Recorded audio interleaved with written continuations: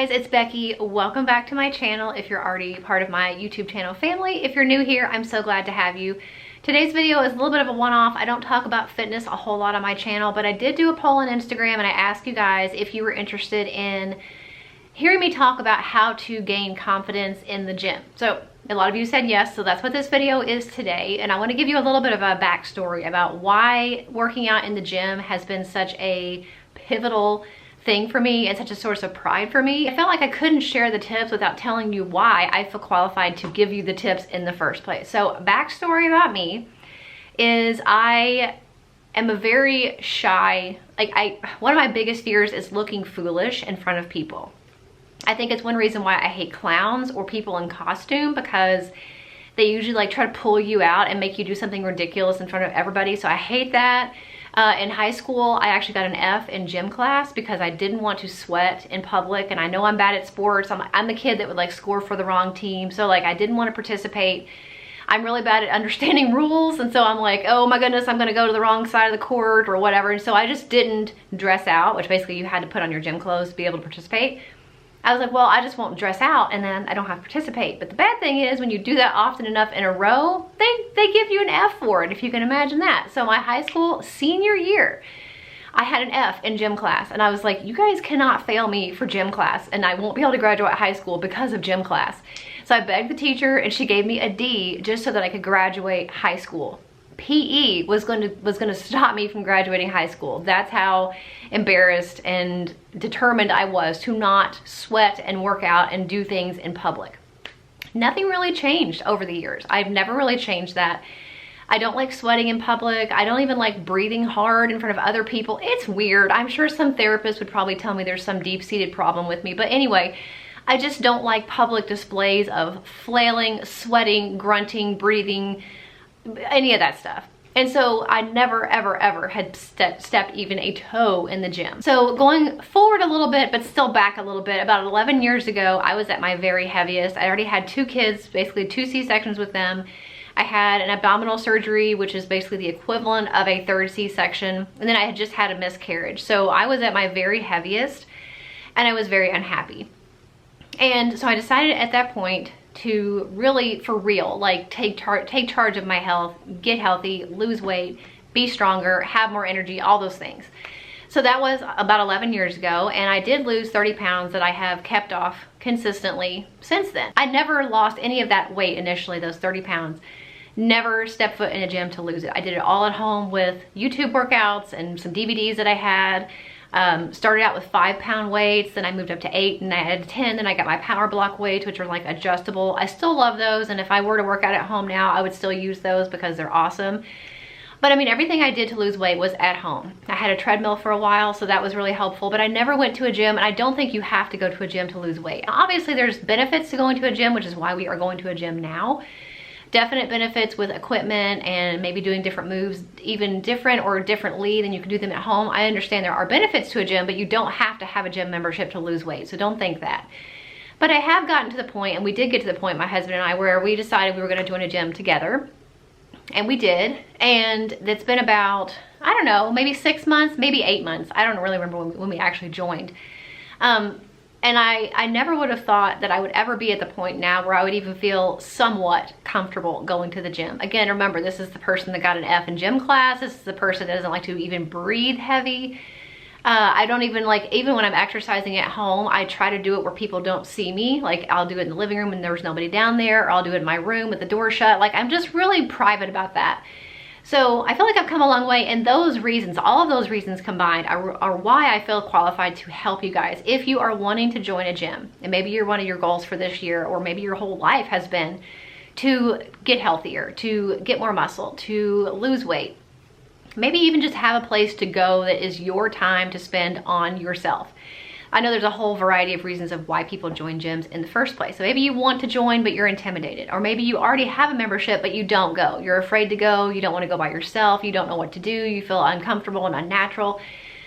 All of those reasons, I think I'll be able to help you address in today's video. So I do have 10 tips. I have my notes all typed up, so I'm going to be looking down a little bit. Some of them are a little more obvious than others, but I think they'll all be helpful. So the first thing is, tour different gyms. You know, I don't know a single gym that doesn't have either free tours or a free pass for like a day or a week or something like that. So it's okay to tour, and you probably should tour multiple gyms, different types of gyms. What classes do they offer? Are you interested in group fitness? Maybe you're not. Maybe you just want a place that has equipment. You don't need group classes. You don't care. Maybe you don't care about amenities. Maybe you do. So maybe you want to go to a place that has a pool or a sauna or hot tub. Some gyms have massage therapy services. Some of them have like childcare. You just have to really decide what you want and what you need and kind of narrow down which gyms offer those things, and then take tours of those gyms. And usually when you take the tour, especially if you get a free pass for like over more than a day, you can usually get an idea of the type of clientele that that gym tends to attract. Maybe you go to a gym that is near campus, and so you're gonna have a lot more college kids perhaps. Or maybe you're going to a gym that seems like it's a lot of power lifters in there. There's a lot of grunting, and there's a lot of guys, like huge guys walking around with gallons of water. Like maybe that's not your scene. Maybe that's not the vibe that you would feel comfortable in. So you kind of be thinking about that when you're not just touring the gym for what they have to offer, but you're kind of paying attention demographically to the people that are working out there. Do those feel like people that you would feel comfortable working out around? So even if you end up having to pick a gym that maybe has less services and amenities and bells and whistles because you feel like you would feel comfortable there, that is a very valid reason to choose maybe a smaller gym, even if they have less things to offer you, because the only gym that's going to be effective for you is going to be the one that you actually go to. Keep that in mind. Our gym is very small.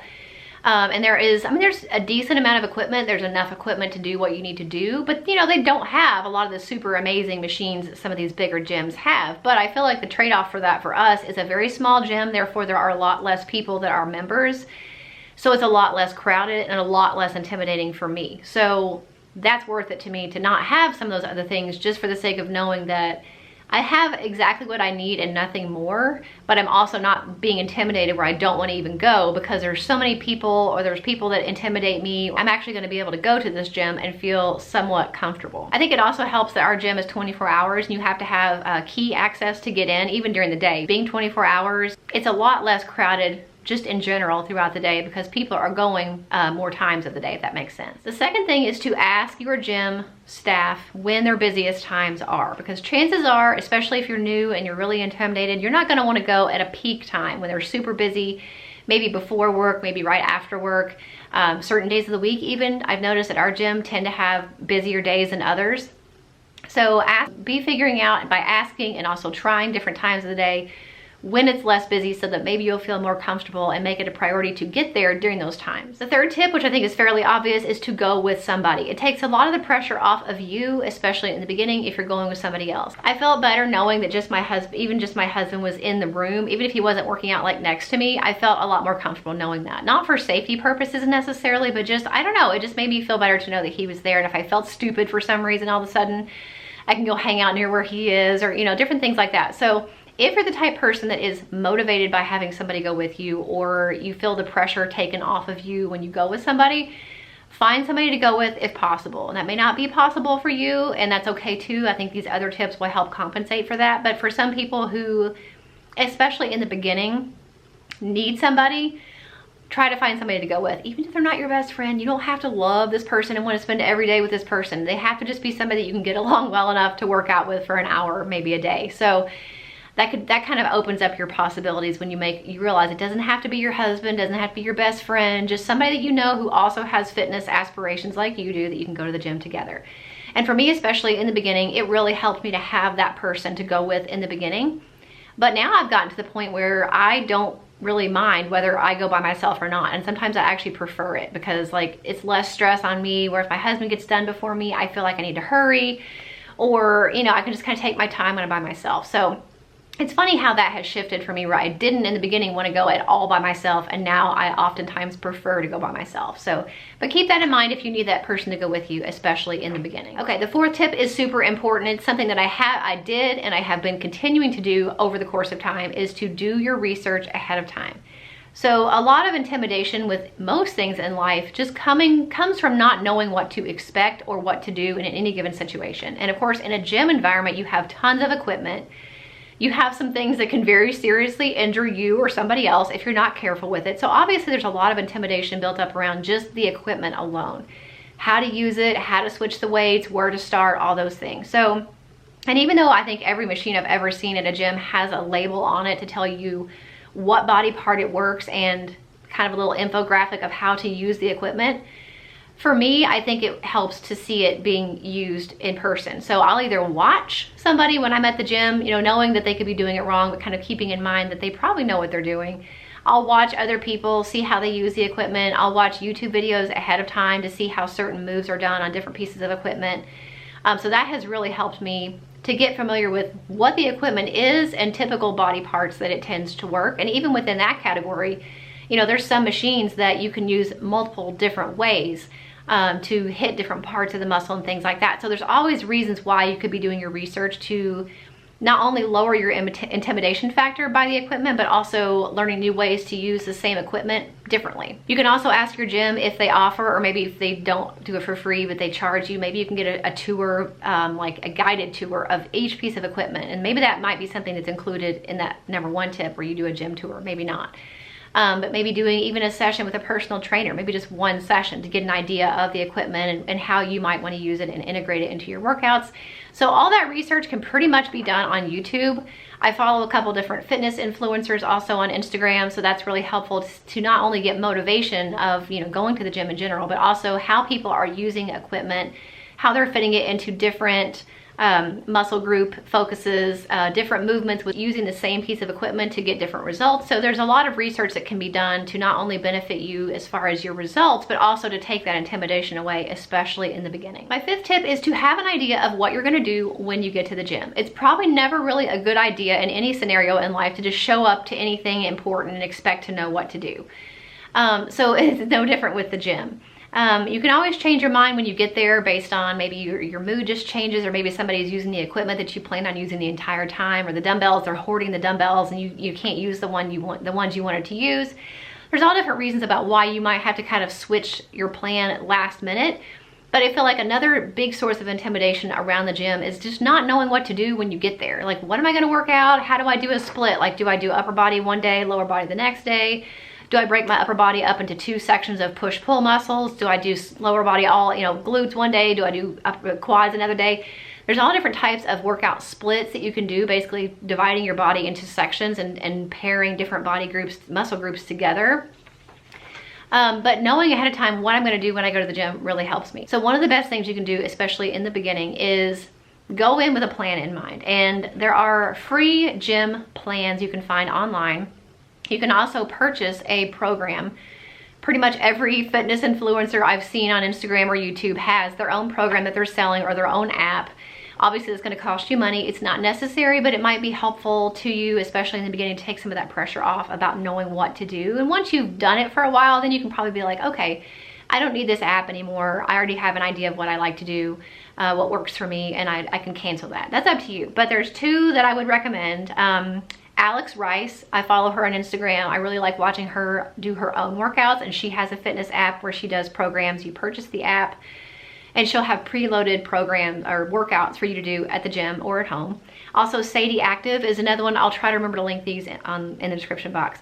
Those are both 2 female fitness influencers that I really like. Also, there's an app called the Strong app. It is a free app. There is a paid version, so to get, you know, more features, you're gonna have to pay the fee for it. But you can get a lot of benefit from the app with just the free options. And one thing I like about it is it's got a list of exercises on here, and you can go through and say, okay, I wanna work out my shoulders today. But it's gonna pull up a list, a drop-down list of pretty much every exercise, for the most part, that you could do at the gym to work your shoulders. And it's gonna do it with dumbbells, barbells, the Smith machine, the cable machine, a variety of different equipment.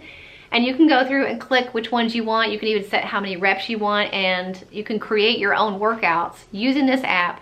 And then when you're at the gym, you go in and log like how many reps you did, how many weights you did, and then you can save that template and do it again in the future if you want. So that's a free option for you. Having all those options, knowing that there's fitness influencers out there that are selling their programs, if you want to spend the money to do that, you don't have to, but it would be helpful to kind of have it all done for you.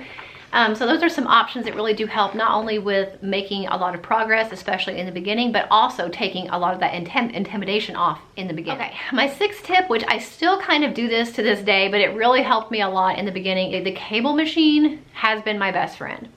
Not only do I really like the resistance that you get from a cable machine, constant resistance, up motion, but also on the down motion, you're having to control. You're not usually able to flail a lot with a cable machine. So I think that's really nice, a really effective way to work out. But also, most gyms have multiple cable machines, and sometimes if you're lucky, there's one that's like tucked off in the corner maybe. If you're lucky, you can kind of camp out over there, and that's kind of what I do a lot of times. If I'm doing an mostly cable workout, I'll stay in one area. I bring my mat over there if I need it, but I'm able to kind of stay out of the way. I'm not having to run around getting a bunch of different stuff. And so that's really nice, especially if you're intimidated in the beginning. So you can pretty much work out every single muscle you want to work out very efficiently with a cable machine. So if you don't know what to do, you don't know what dumbbells you need, maybe somebody's using the dumbbells that you wanted, definitely I recommend a cable machine. There are so many workouts, so many moves that you can do with it, and there's a lot of variation with the weights because you just have a pin that moves between like 2 and 5 and 7 or whatever increments they are. So it's really easy to switch between weights. You're not having to fumble around and carry stuff all over the place. So highly recommend a cable machine, and even better if you can find one kind of tucked away where you're not having to be out and display in front of everybody. So just kind of keeping a notice of where the different equipment is in your gym and where you might like to, at least in the beginning, kind of hang out in that area. Tip number 7 is to work out in whatever makes you feel comfortable and confident, as long as it's, you know, not inappropriate. I think a lot of people focus a lot on how cute workout outfits are, or maybe, you know, what they think other people wear to the gym, but really it needs to be what you feel comfortable in, what you feel confident in. So I work out in leggings and a t-shirt, just a regular t-shirt. Some people work out in sweats. So as long as it allows for movement and it's not gonna get like hung on equipment or like in your way, then definitely wear what makes you feel comfortable. Even if it's not the cutest thing in the world, it does not matter. Tip number 8 is to make sure you bring your headphones. If you're smart, you'll bring 2 pairs of headphones, because if one of your pairs happens to die while you're there, for me, I know especially, I'm very motivated by music. Even if the gym is playing music, I want my own music in my head. And so I bring my earbuds with me. And so that's really helpful. But yeah, if I had 2 pairs of earbuds, I would probably bring them both, just because I don't want to be caught at the gym without my earbuds. But they really help me to tune out everybody else. It's kind of along that line of like tuning out other people. I also tend to keep my eyes down. Even if I'm doing a squat and your form should be that your head is tilted back, I still tend to do this, just so I don't want people to think that I'm staring at them. I also don't want to get distracted or all of a sudden like see somebody or something that would intimidate me and I just like get nervous. So I tend to keep my eyes down. So I've got my music in, my eyes are down, I'm minding my own business, and I'm trying as much as possible to zone out and keep myself in my own world and focus on what I'm doing, focus on the mind-muscle connection, and tune everybody else out. My 9th tip is something I did a lot, especially in the beginning, is every time I went to the gym, I would try a new piece of equipment. This was also really helpful for me if it was a day when like nobody was there. I would feel extra free to just like really just kind of walk around, look at the different things that were there, maybe different ways to use it, or try a different piece of equipment. Almost every single time I did that in the beginning. So now I can say that I've used, I can't think of anything. So yeah, I've used every single piece of equipment in the gym at this point, and I don't necessarily do it anymore. There's some things I just don't really like, but I've tried everything. So over the course of time, that really took a lot of the intimidation off. I know it's there if I want to use it. I know how to use it, but I don't, you know, and so it takes a lot of that scare factor away of thinking like, oh my goodness, there's so much stuff in here. I don't even know where to start. I don't know how to use it.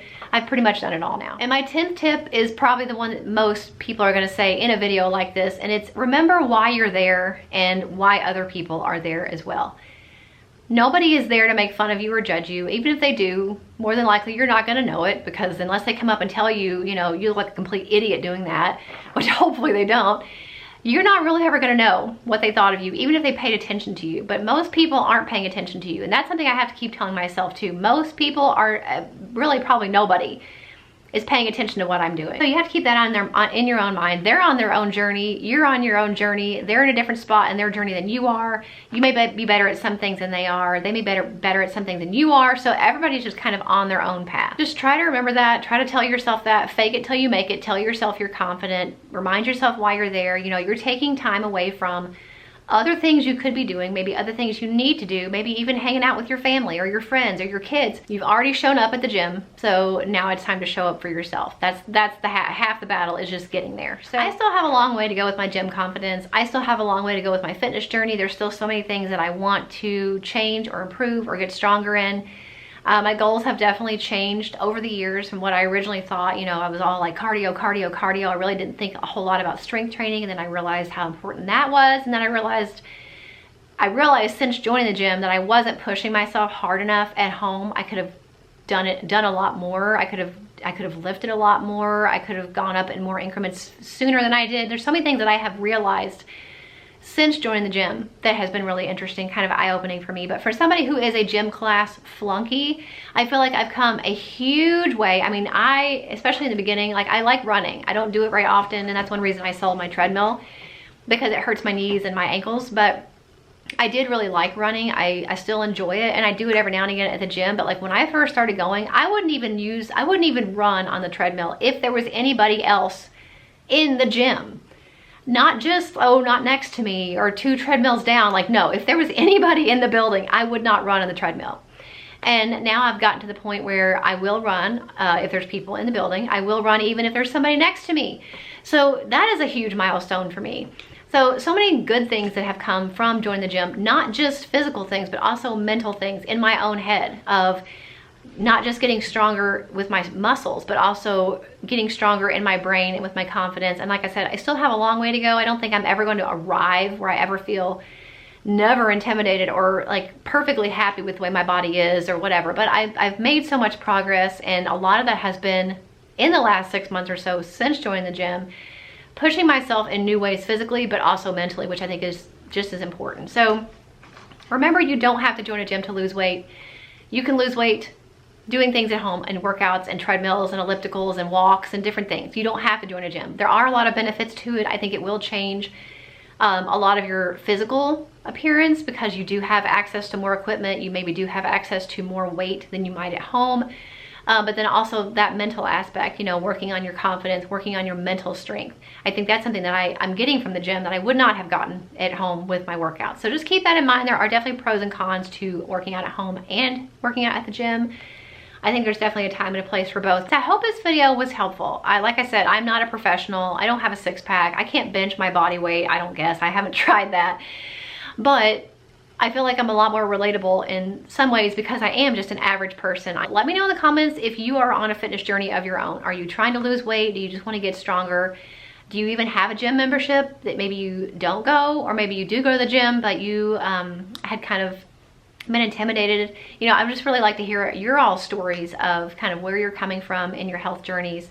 So definitely let me know that in the comments. I hope you enjoyed the video. If you did, make sure you give it a thumbs up. Don't forget to subscribe before you head out, and I'll see you in the next one. Bye.